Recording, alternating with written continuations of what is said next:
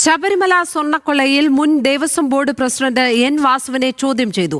SP ശശിധരനാണ് കഴിഞ്ഞ ദിവസം വാസുവിന്റെ മൊഴിയെടുത്തത്. സ്വർണ്ണക്കൊള്ള തന്റെ അറിവോടെ അല്ലെന്ന് വാസു മൊഴി നൽകിയതായാണ് വിവരം. അതേസമയം റിമാൻഡിലുള്ള പ്രതികളായ ഉണ്ണികൃഷ്ണൻ പോറ്റിയെയും മുരാരി ബാബുവിനെയും കോന്നി കോടതിയിൽ ഹാജരാക്കി. കട്ടിളപ്പാളി സ്വർണ്ണമോഷണ കേസിലും ഉണ്ണികൃഷ്ണൻ പോറ്റിയുടെ അറസ്റ്റ് അന്വേഷണ സംഘം രേഖപ്പെടുത്തി. ദേവസ്വം ബോർഡ് മുൻ പ്രസിഡന്റും ശബരിമല സ്വർണ്ണക്കൊള്ള നടക്കുന്ന 2019 ദേവസ്വം കമ്മീഷണറുമായിരുന്നു എൻ വാസു. ദ്വാരപാലക ശില്പങ്ങളിലേത് ചെമ്പുപാളികൾ മാത്രമെന്ന ദേവസ്വം എക്സിക്യൂട്ടീവ് ഓഫീസർ സുധീഷ് കുമാറിന്റെ റിപ്പോർട്ട് എന്തുകൊണ്ട് തിരുത്തിയില്ല എന്നതാണ് വാസുവിന് നേരെ ഉയർന്ന പ്രധാന ചോദ്യം. അറ്റകുറ്റപ്പണികൾക്കായി ഉണ്ണികൃഷ്ണൻ പോറ്റിയെ തെരഞ്ഞെടുത്തത് എങ്ങനെയെന്നടക്കം വിവരങ്ങൾ വാസുവിൽ നിന്ന് തേടി.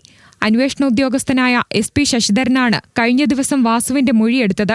സ്വർണ്ണക്കൊള്ളയിൽ തനിക്ക് പങ്കൊന്നുമില്ലെന്നും തന്റെ അറിവോടെയല്ല പാളികൾ സ്വർണം പൂശാൻ കൊണ്ടുപോയതെന്നും വാസു മൊഴി നൽകിയതായാണ് വിവരം.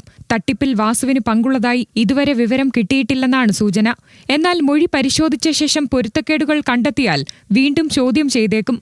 അതേസമയം ശബരിമലയിലെ കീഴ്ശാന്തിമാരുടെ സഹായികൾ ദേവസ്വം വിജിലൻസിന്റെ കർശന നിരീക്ഷണത്തിലായിരിക്കുമെന്ന് Devaswom board president PS Prashanth വ്യക്തമാക്കി.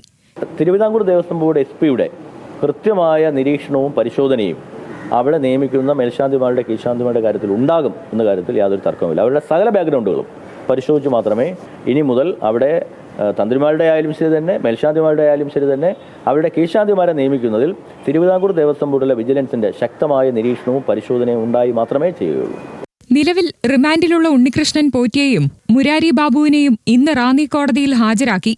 കട്ടിളപ്പാളിയിലെ സ്വർണം മോഷ്ടിച്ച കേസിലും ഉണ്ണികൃഷ്ണൻ പോറ്റിയുടെ അറസ്റ്റ് രേഖപ്പെടുത്തി. മുൻ എക്സിക്യൂട്ടീവ് ഓഫീസർ സുധീഷ് കുമാറിനെ കസ്റ്റഡിയിൽ വാങ്ങി ചോദ്യം ചെയ്യാനുള്ള നടപടിക്രമങ്ങളും അന്വേഷണ സംഘം നീക്കുകയാണ്.